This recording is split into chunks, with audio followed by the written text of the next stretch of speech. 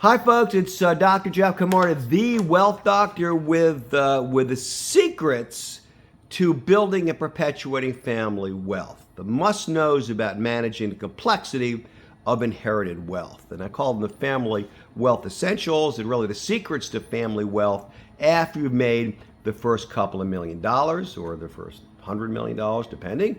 These are keys to building, protecting, and perpetuating family wealth down the generations. The first thing is to find and keep a competent quarterback, like I think I'm one. But wealth planning is extremely complicated. I've got a PhD in financial retirement planning, a string of letters of designations I've completed, a master's in tax law from Georgetown University Law School, and a bunch of other stuff. But it's complicated stuff, right? And to really master the efficiency of it, you want somebody that understands all these different domains and can put them together in such a way they reinforce each other rather than having, them kind of contradict and work against each other, which is very common, even with very wealthy families we see. So you want a competent quarterback. Also, hire the smartest advisors you can find. They typically are not cheap, but they are worth their weight in gold. Our old friend, the bell curve, right? By definition, the average advisor in any area, law, investments, tax, whatever, is mediocre by definition. That's the average. You want folks that are really, really rare, way out, not many of them, with Six Sigma, which is way far out on the distribution. They're rare, but the quality can be extraordinary. So you want to find really, really smart folks. The smarter they are and the more they care about your wealth, the richer you're going to get. And the return on fees can be astronomical if you have the right advisors.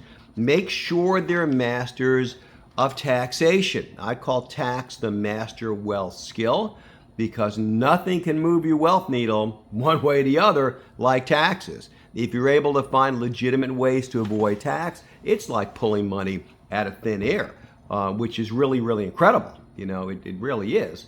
So you want folks that are able to understand what your opportunities to minimize and avoid taxes are, which can be profound. The Internal Revenue Code is just incredibly long and convoluted and self-contradictory and complicated, but because the complexity breeds enormous opportunity if you figure it out and look for, what they used to call loopholes, but legal, strategies to avoid tax. You want to make sure to spend interest, not principal. And what I mean by that is you want to, whether it's total return and where it's really whether it's principal or the income on it, but you want to make sure your overall wealth grows. Don't live beyond your means. If you want a Ferrari, wait till you get to the point where it's a relatively nominal fraction of your net worth. Don't blow it early on because it's like, burning your seed corn. There's nothing left to grow for next year. So you want to careful. I'm not saying you shouldn't live well. I would like you to live extremely well, but just make sure that it's in a measured fashion where most of your wealth continues to grow for yourself and for future generations if that's important to you.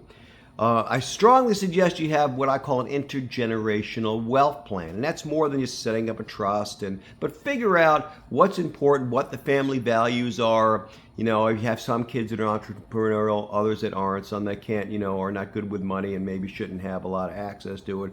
But figure out what your long-term plan is and build it and involve the kids, sometimes the grandkids. Let them know what's going on, whether or not they have an interest in running money or working businesses. It's important that everybody, in my view, and I do this in my family, be on the same page so they can reinforce each other. But don't forget, kids, it's the parents' money, right? They built it or they inherited theirs to share with you, but they have their own interests, legitimate interests, and lifestyle needs. So don't overreach. You might wind up having to make your own. Certainly you want to plan for long-term care and health costs and cash flow, budget that in.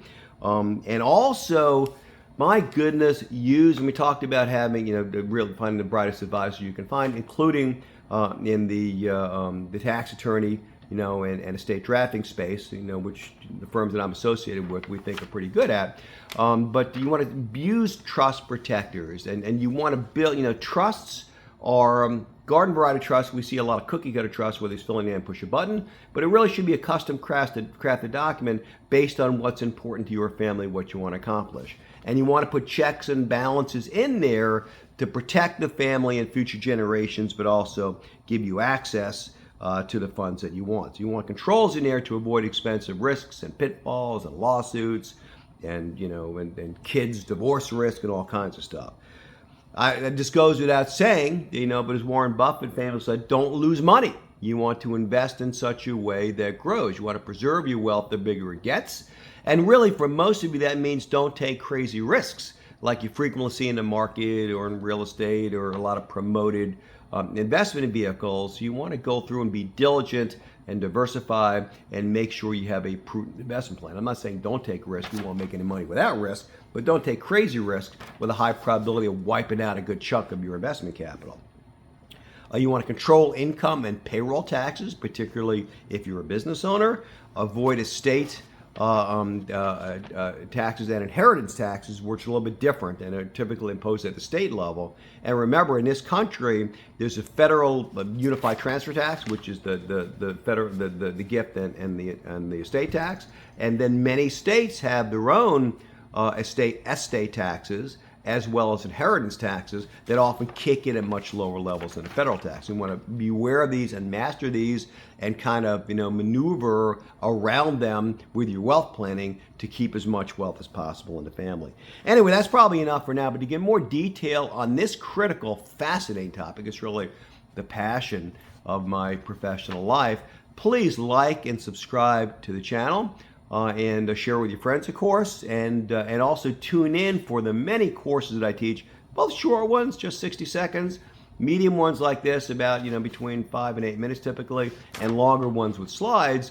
I think that if you study my accumulated wealth management knowledge, I think you can move your wealth needle like nothing else. See you next time, and don't forget to please like and subscribe. Bye-bye.